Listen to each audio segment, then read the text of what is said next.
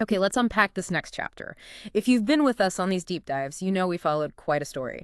We started with humanity's first contact, that Trappist drone. Then the incredible birth of Genesis, this new world, and that really chilling appearance of the Ancient Watcher. A definite shift in tone there. Absolutely. So now we're diving into the latest part, Book 2, Part 4, and it feels, well, even more profound. The stakes, as always, are just astronomical. You've got this universe scarred by that soul-shattering weapon. The eraser. The eraser, yeah. A whole lost civilization tied to it. And this fragile, really persistent hope. The fail-safe song, hidden in these memory fragments, these echoes. And this particular deep dive, focusing on this part of the saga, it really marks a pivotal moment, a real turning point, you could say. How so? Well, the mission just shifts dramatically, and I think irrevocably. Yeah. It's not just about gathering those fragments anymore or, protecting Genesis. Right. It becomes about actively confronting the source of that ancient trauma, the root cause. And maybe, just maybe, pulling off the most audacious act of healing the cosmos has ever seen. Wow, okay. We're really about to explore a moment that redefines, well, everything. Not just the Guardian's purpose, but humanity's role, too. We go from being sort of bystanders. Or maybe just defenders. Defenders, yeah, good point. Yeah. To being active participants in trying to fix this ancient wrong, universal restoration. Absolutely. This feels like where that abstract idea, healing the universe, actually starts to take shape, becomes concrete. Exactly. So today, we're exploring how the Guardian, and this is key, with a unified humanity finally at its side, how it faces its greatest threat head-on and does something completely unexpected. Not just victory. Not just victory in the way we usually think of it, but redemption, a profound, cosmic redemption. And that act, it just changes everything that comes after, opens up possibilities nobody could have imagined before. It really does set a new course. So let's recap slightly for context. We saw Ambassador Adam Ward, this very pragmatic guy. Meticulous, yeah. Meticulous, exactly. Transform into this incredibly complex guardian, a triune consciousness. It's such a fascinating concept. Isn't it? You've got Ward's human memory, his empathy, then the caretaker drone's ancient logic, its vast data, and then the Genesis tree itself, this deep, slow, almost geologic wisdom. Man, machine, world, all merged. Right. And after Genesis was revealed as this living library of souls, and those human fleets, the Pilgrim and Aegis, were neutralized. Thankfully. It was a close call. They nearly derailed everything. Seriously. And after that first really unsettling encounter with the Watcher, the Guardian finally has a clear mission, right? Find the scattered echoes, piece together that failsafe song, heal the universe. So what's the first strategic move? The immediate threat from other humans is gone. The goal is clear. What happens next? Well, what's fascinating is the Guardian's immediate grasp of the scale needed. It knows intrinsically this isn't a one-being job anymore. Not a solitary watch. Not at all. It's now this sophisticated triune mind, and it understands this is galactic, cosmic even. You need immense resources. You need support, unified support from Earth. Because the problem itself is cosmic. Precisely. The trauma is universe-wide. The solution has to be too. So it needs to bring everything to bear. And that shift in perspective from just defending Genesis to this universal healing mandate, that's fundamental to its evolution. So if you've got a galaxy-spanning problem, the first thing you do is call for backup, right? Makes sense. The Guardian sends a summons, a direct call back to Earth, which is now, importantly, unified, asking for humanity's full might. Tell us about that summons and how Earth responds. I mean, they're being asked to commit massively to this sentient world. They're still just getting to know. Yeah, and a really significant detail here, one that underlines the sheer magnitude of this, is the time it takes. The source mentions 2 years pass, 2 years in a patient, watchful vigil after the Guardian sends that message. Wow, 2 years. That's not an instant response. No, and it speaks volumes. It highlights the immense scale of preparation back on Earth. Yeah. Think about it, industrial, logistical. Political, probably. Political, psychological, definitely. Yeah. Coordinating globally, diverting resources, maybe retooling entire industries, retraining people, all while keeping society running. It shows incredible commitment. Commander Valerius must have really succeeded on that mission back to Earth. Absolutely. Convincing them of Genesis, the Watcher, the whole cosmic duty. It obviously resonated at the highest levels. This wasn't just sending a few ships. It was a whole planetary reorientation, a shared destiny. And the response after those 2 years, It's immense. A new armada arrives, described as a massive reinforcement fleet. Not just a token force. No, it's a serious commitment. A whole arm of humanity's military, its scientific power, crossing who knows how many light years to join the Guardian. And what's truly remarkable, maybe even more than the size of the fleet, is who leads it. Okay. Admiral Ramirez, Earth's premier military leader, the top dog. And he doesn't show up to, negotiate command structure or establish some kind of joint council. No. What does he He immediately places his ships, his entire command, directly under the Guardian's authority. Wait, seriously. The top human admiral just yields command to a non-human entity. Completely. Yeah. It's not a partnership, not an alliance of equals in that sense. It's total deference to the Guardian's judgment. It's strategic vision. That's profound. Think about human military history. Command structures, national lists. Exactly. Militaries are built on hierarchy, on human command. For Earth's top military leader to just cede authority like that, it signals absolute, utter trust in the Guardian's wisdom, its capability. It really validates Valerius's mission back home, doesn't it? Humanity fully embracing this cosmic duty. It's a real aha moment, I think.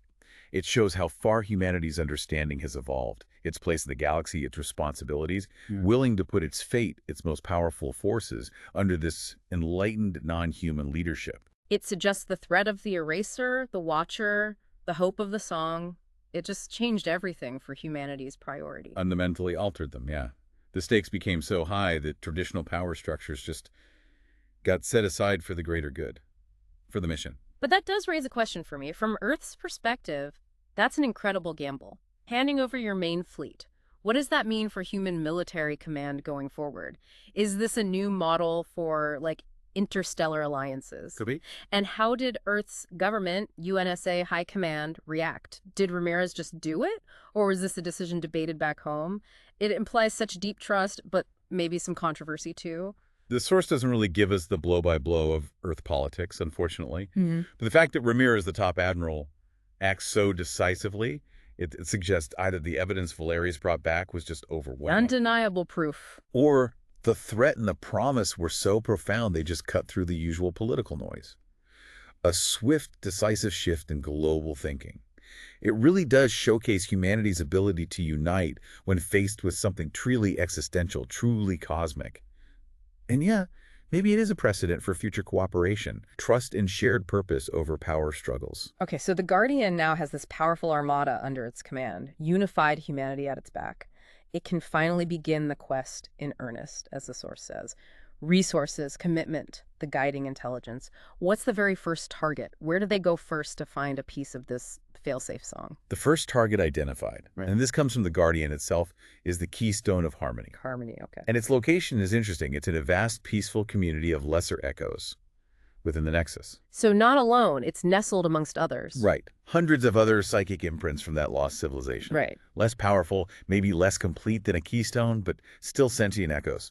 And that presents a unique challenge, right? You've got this massive fleet, but you need to get one specific soul, one consciousness fragment out of this peaceful crowd without causing chaos. Yeah. Without panic. Exactly. It's not a military extraction. You can't just go in guns blazing, metaphorically speaking. Brute force would probably shatter the very thing they're trying to save and maybe harm the others too. Precisely.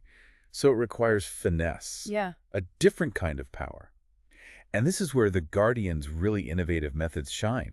Methods far beyond conventional military thinking. What do? They orchestrate something called a chorus of healing, right? It's not about force, not intimidation. It's about a deep understanding of these psychic entities, the interconnectedness of the Nexus. So how does it work, this chorus of healing? Well, instead of force, or even trying to communicate directly, which might alarm them, the Guardian uses empathy and sophisticated psychic engineering, essentially. Leveraging its whole triune consciousness, Genesis's reach, the drone's processing, Ward's empathy. Right. They project a wave of soothing psychic harmony. This isn't just a nice idea, it's a precisely calibrated energy frequency, a broadcast mental state. And it successfully lulls hundreds of these lesser echoes into a serene slumber. Like a psychic sedative. A benevolent one, yeah. Quieting the entire field of consciousness, an act of profound cosmic gentleness. Wow. Okay, so the whole community is peacefully asleep, psychically speaking.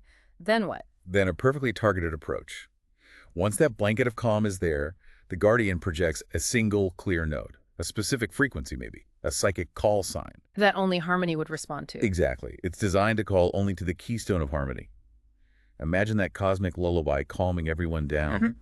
Then one pure resonant note that just draws out the one you need without disturbing anyone else. It's subtle, targeted compassion, not brute force, like it has Harmony's unique psychic fingerprint. That's a good way to put it. And the result, the source says, was stunningly efficient. Graceful, even.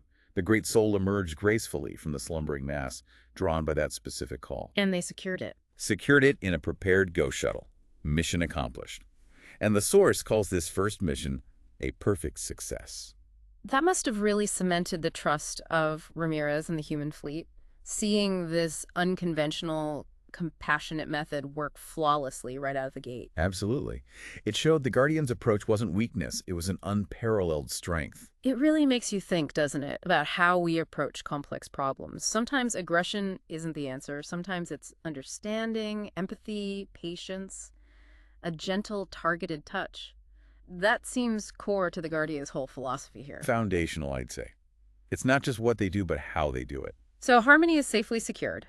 One more piece of the fail-safe song recovered. Where is the quest lead next? How do they find the next fragment? Well, they don't seem to be searching randomly, which would take forever. They leverage what they have. The Guardian learns from the keystones it already holds melody, rhythm, and now harmony. So the keystones themselves offer clues. It seems so. They reveal the nature of the next piece needed. Silence. It shows their active participants guiding the mission with their own inherent knowledge, their essence. Silence. Okay. And do they know where to find it? That's where the Ethel come in. Those ancient keepers of the Nexus, with their incredible knowledge, their star charts, they pinpoint its location. Where is it? A very strange place, a dead zone within the Nexus, described as a pocket of perfect, unnatural calm. Unnatural calm in the Nexus, which is normally swirling with psychic energy. Exactly. That immediately raises red flags. It's not just quiet, it's unnaturally quiet. Yeah, that dead zone description. It sounds significant. It implies more than just emptiness, maybe active suppression. Could be. Makes silence potentially harder to find, makes the environment itself a challenge. What could create a space like that? Maybe where the eraser hit particularly hard, leaving a void? Or maybe an echo that adapted by withdrawing completely, becoming invisible to survive. That's plausible too. A cosmic scar? Maybe. Yeah. Or a defense mechanism taken to the extreme. It raises questions about how many other dead zones might be out there and what challenges they pose. Remnants of the weapon. Or places where consciousness just stopped. So the challenge is finding silence in a place that's already defined by silence. It sounds like a paradox. How do you even begin to detect something like that, especially using non-invasive methods? Another feat of psychic engineering, as the source calls it, again showing the Guardian's creative, nonviolent approach. It uses its science vessels, boosted now by the human fleet's tech. Right, they have more tools now. They project their own distinct cone of silence. The idea is kind of to use silence's own nature against it, but gently. Like creating a contrasting silence to make the real silence stand out, or maybe lure it out. An inverse operation. Yeah. Using its own defining trait to draw it out. Exactly. It's sophisticated, respectful too. Not trying to blast it out, but coax it out using its own properties. Again, showing deep respect for these fragmented souls. And then, did it work? Did they find silence? It did work. They located and managed to retrieve the keystone of silence. Another success for the Guardian's unique methods. Okay, great. But you said earlier there's a complication. This is where things get tricky. Yes. This is where it gets really interesting and dangerous. The retrieval itself was successful, but removing the keystone of silence had an immediate, unforeseen consequence. What happened? Removing it created a psychic vacuum. Where silence had been, there was now nothing. And this vacuum didn't just sit there. It violently disrupted the surroundings. How so? It whipped the nearby Leicester echoes into a chaotic, terrifying storm, an instantaneous, violent reaction, a maelstrom of raw, untethered psychic energy, like pulling a plug and unleashing a hurricane. Oh, wow. Not the intended outcome at all. Not at all. And it's a critical moment. It really underscores how interconnected everything is in the Nexus, how delicate the balance. Even a benevolent act, like rescuing silence, can have massive ripple effects. A reminder that intervening on this scale, even with good intentions, is incredibly complex, unpredictable consequences. Exactly. How can the Guardian anticipate that? Mitigate it? especially with these sensitive, fragmented consciousnesses making up the very fabric of the place. The unpredictability is a huge challenge. So you have this psychic hurricane, hundreds of souls in chaos, and you mentioned the Watcher earlier. This sounds like exactly the kind of disturbance that would attract it. Bingo. The source calls the storm a massive beacon, the kind of psychic chaos the Watcher, that ancient predator, could not possibly ignore. It's like ringing a dinner bell. So the Guardian essentially just painted a giant target on its own back, called the ultimate hunter, right to them. Pretty much an unavoidable consequence of the rescue. Yeah. And this immediate escalating crisis forces the Guardian into a brave choice. It knows the Watcher is coming, knows it's drawn to this kind of chaos like a shark to blood. So what does it do? It alerts the fleet, tells them the Watcher's arrival is probable. It's now an unavoidable confrontation. The stakes just went through the roof, the hunter's been summoned, and there's nowhere to hide. This is it. Okay, so the Watcher is coming, the ghost of the eraser itself. Hundreds of lesser echoes are swirling in this psychic storm. What's the Guardian's first moan? Does it finally unleash the armada? Prepare for battle? You might expect that, right? Prepare defenses, arm weapons. Yeah, standard procedure when an ancient, malevolent entity is bearing down on you. But no, that's not the Guardian's way. True to its core identity healer, Guardian, in its very first act, even with the Watcher minutes away, is to broadcast the shepherd song. To calm the storm, even now. Even now, prioritizing the innocents caught in the chaos, the source says the song worked beautifully. It quelled the panic among the lesser echoes, calmed the storm, and crucially, cleared a path to the keystone of silence, which they were still securing. That's right. Absolutely. And then After calming the storm. Then comes this truly audacious command, something bigger than just saving silence. The Guardian issues a new directive to the entire human fleet. Rescue everyone. Everyone, not just the keystone. Everyone. The mission scope just exploded. The primary shuttle secures silence, yes, but dozens of other shuttles swarm the field, gathering up hundreds of those newly calmed lesser echoes. Wow. A massive fleet-wide evacuation, saving hundreds of souls from that psychic maelstrom, even as the Watcher approaches. It's an incredible act of wholesale compassion. Proactive guardianship on a massive scale. Yeah. It's not just about the key pieces for the song anymore. It's about every single fragment of consciousness they can save. A testament to humanity's commitment under its leadership, too. And the timing. Was it close? Critically close. The source paints a picture of intense cinematic tension. The fleet's hangars were literally filling up with these rescued souls just as the Watcher arrived. No. Yes. Arrived to find its hunting ground. Empty. The chaos it was drawn to, the suffering souls. Gone.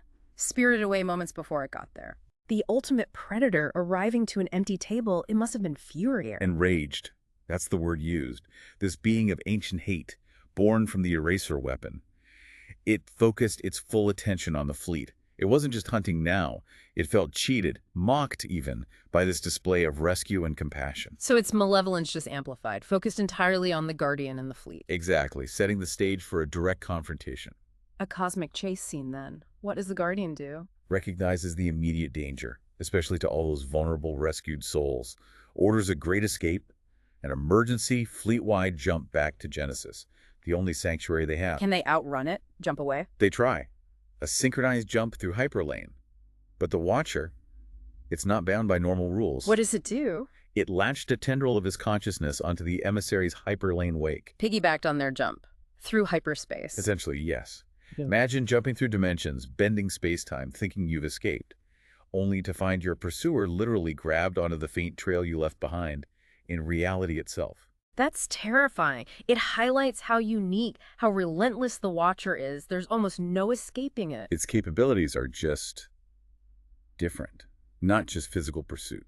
Psychic, existential. It defies conventional physics. Once it locks on, it seems you can't shake it. So the inevitable happens. The fleet jumps home to Genesis. Only to have the Watcher emerge from the void right behind them, right on the doorstep of the world it was sworn to protect.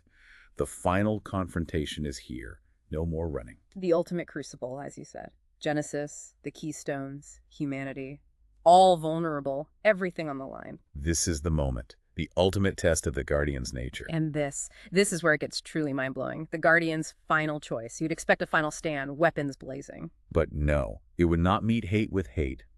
It would not meet destruction with destruction. It would be a healer, even now, even facing this. It's the absolute core of its identity, isn't it? Ward's empathy, Genesis's peace, the drone's logic, all synthesized into this unwavering purpose. It defines its deepest truth. Choosing compassion, not conflict, against this ancient, malevolent enemy that embodies pure destruction. It's not a tactic. It's who or what the Guardian is. A radical departure from any normal response. A belief that there's always a better way than just fighting back. So what does it do? How does it heal the Watcher? It becomes the conductor of a grand chorus. And this isn't just a metaphor, it's literal. The Guardian directs this vast living symphony of healing energy, a collective act of focused, channeled will. And who's in this chorus? It wasn't just the Guardian singing alone, right? No, it was this incredible unified effort, a crescendo of cosmic grace. You had the three keystones they'd rescued: melody, rhythm, harmony, powerful fragments of the failsafe song itself. Okay. You had the hundreds of lesser echoes they'd just saved, calming in the hangars, adding their own nascent harmony. Wow. And, crucially, the hopeful, unified human crews. The entire armada focusing their collective will, their empathy into this song. Humans, echoes, keystones, the Guardian, all singing together. A truly unprecedented symphony. Disparate beings united by this singular, compassionate purpose. Creating a force for good the universe had likely never witnessed before. And the song itself, what was its nature? The source calls it a single, unified song of pure healing, order, and compassion, aimed directly at the heart of the Watcher's darkness. This wasn't just sound waves, it was pure psychic intent, overwhelming empathy, a direct counter-frequency to the Eraser's original shattering dissonance. An offering of wholeness to a being defined by being broken, trying to restore, not destroy. Exactly, an act of radical grace. So what happened? When this wave of pure, radical empathy hit the Watcher, this being of eons of rage and pain. He reeled. The source says it's eons of rage and pain, unable to withstand the onslaught of pure grace. It couldn't handle it. Think about it. The Watcher is pure ego, ancient hate, fragmentation.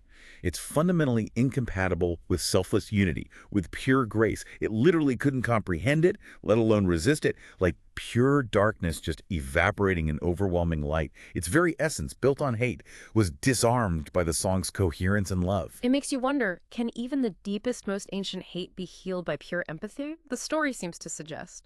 Yes. Yes. It absolutely does. But the song didn't just make the hate disappear.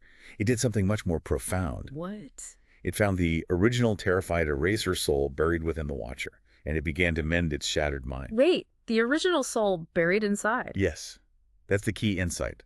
The Watcher's malice, its hate.